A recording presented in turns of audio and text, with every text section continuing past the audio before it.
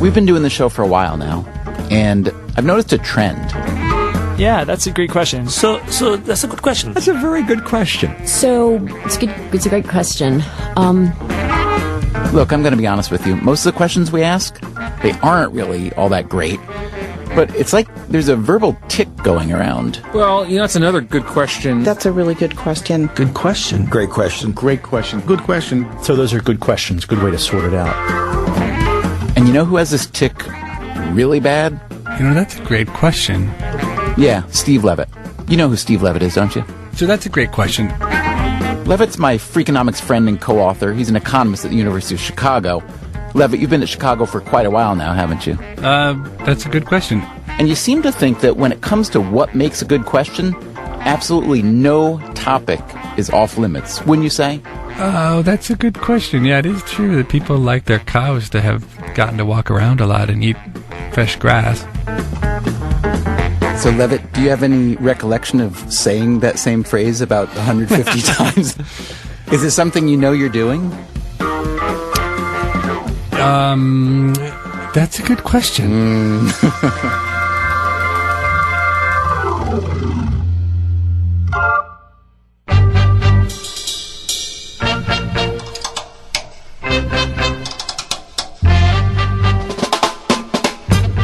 From WNYC, this is Freakonomics Radio, the podcast that explores the hidden side of everything. Here's your host, Stephen Dubner.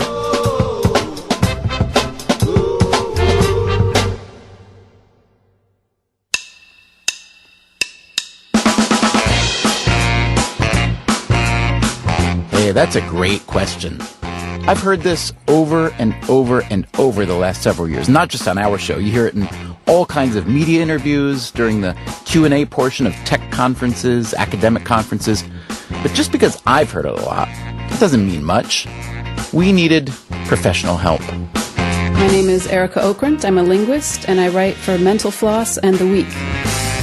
Okrent knows several languages. I speak about 6 at a faking it level. So I can go for a while and have you convinced until you bring up something I've never talked about before, and then it all falls apart. For the purpose of this discussion, we're sticking to English, and the phrase we're discussing today, that's a great question. I started looking into it. Has it really been on the rise? Okay, so how do you figure this out?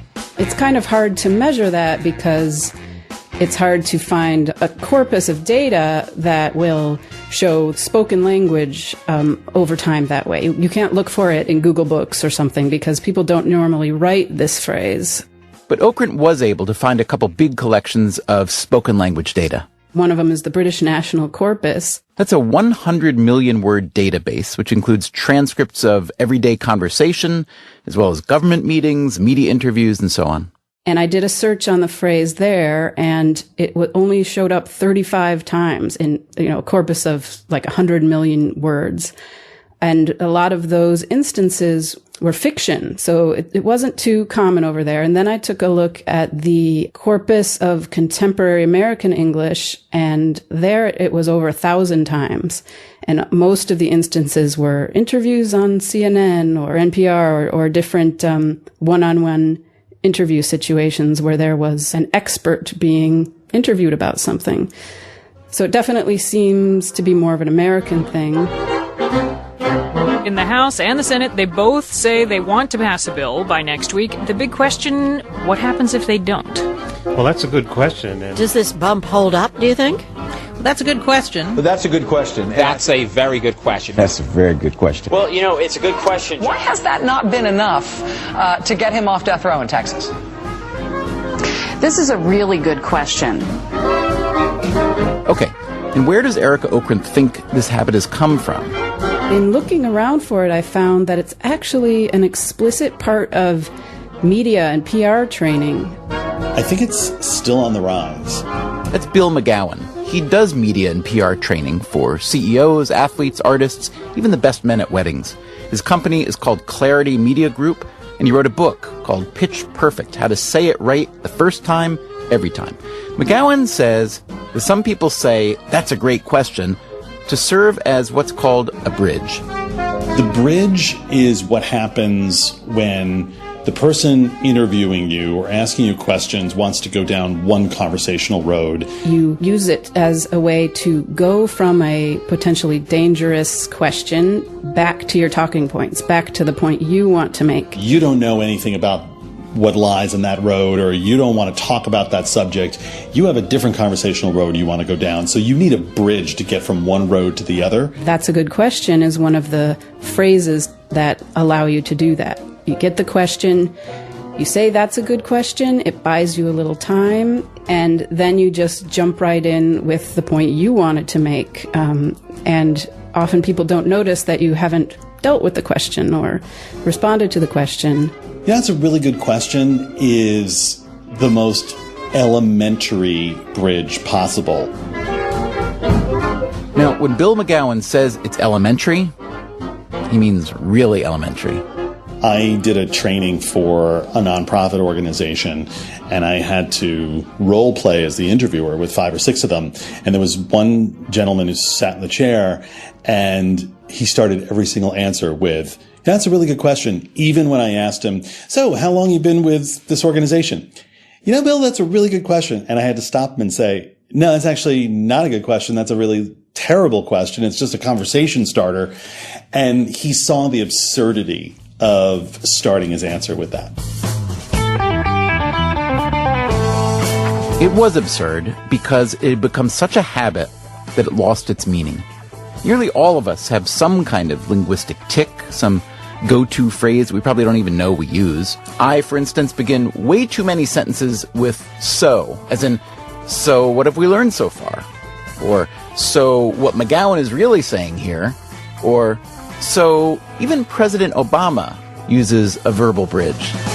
He has 2 words he uses that accomplish the same thing. One of them is "look." Well, look, I think, Bill, the nature of being president is that you're always... And the look means he's trying to convey it as, "Let me be frank with you." Or the other word he uses is...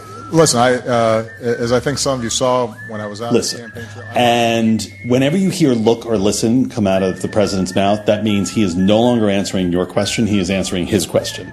But "look" and "listen" are not the only bridges used by President Obama. Well, Catherine, this is a great question. And, I was raised by... So what exactly is saying that's a great question meant to accomplish? I think people do it because they think it accomplishes 2 things simultaneously. It allows them to stall for time, and it flatters the interviewer. It's for keeping the good vibes going. We're friends here. You're asking good questions. I'm giving good answers. You keep the good feeling going. And things like "that's a good question." "Look, the point is," "what I'm saying is," all of these phrases they're meta discourse phrases. They don't have to do with the content of the discussion or the things that you're talking about. They're about the discussion itself. And what they do is lay out a map or a path for the people listening to the discussion or the people involved in the discussion. So you say, yes, the argument is, the point is, and you can do that, lay out these little pebbles when the discussion actually isn't going that way, but you give the illusion that this is what's happening. And when you're actually in the discussion, you get the feeling that points are being made and important things are being brought up and good questions are being asked, even if they might not be. In other words, as Erica Okrent sees things, it's linguistic BS. Any phrase like that, they start somewhere and then people pick up on it. People start using it sincerely. And if it works well, it starts to become a crutch or a tick. And then people start to notice it and they start to hate it and complain about it. I believe that saying "that's a really good question" is about as outdated a tick or a strategy as telling people to envision the audience in their underwear.